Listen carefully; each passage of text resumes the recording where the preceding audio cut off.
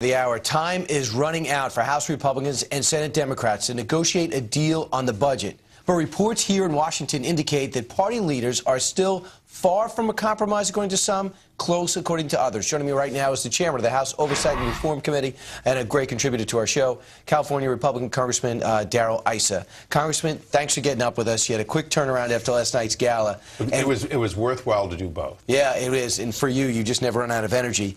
But last night you were kind of down on the thing about us coming to an agreement before midnight Friday. How do you feel today? I still feel that ultimately, if you come to an agreement, we're going to need time to work out the details. This is statutory spending.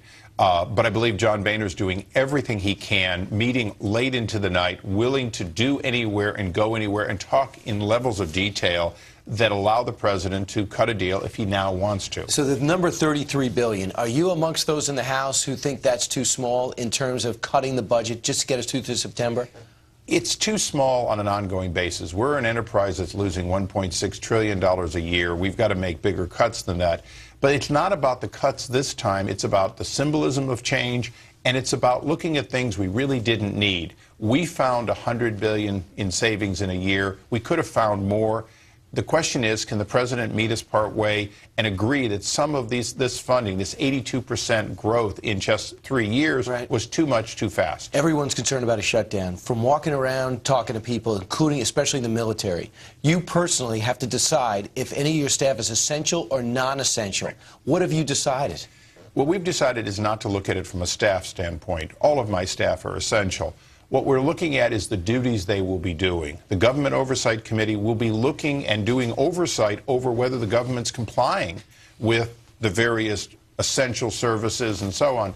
So that will be based on people. I may have 50 people in one day and a different 10 or 15 the next day. They get furloughed day to day. They'll be furloughed day to day based on the job they need to do. And I think that's the only fair way to look at it. I'm only going to have the people necessary to do the jobs that must be done during the shutdown. Now, I got to ask you, too, for your salary, you said, Joe Manchin said, if we have a shutdown, I am not taking a cent. I'm giving my salary to charity. Your reaction? Well, I already give my salary to charity. I have for some time. So that was a campaign promise 11 years ago when I ran. But I think there is a real valid point that members should not be saying, well, I need my money. Well, in fact, other federal workers aren't getting it. The 27th Amendment protects us, but I think we should feel the pain the same as the rest. You're a guy that served in the military. You're there at the Armed Forces Foundation. They consider you a vital ally. And for you to turn around and come in a few hours later, the Armed Forces Foundation.org is to find out more about that organization. Yeah, and it's a great organization, raised about $1 million last night, but much, much more is needed. Sheldon Adelson was there. He has contributed in the neighborhood of $1 million every cycle to the Armed Forces Foundation, brings them out to his hotel.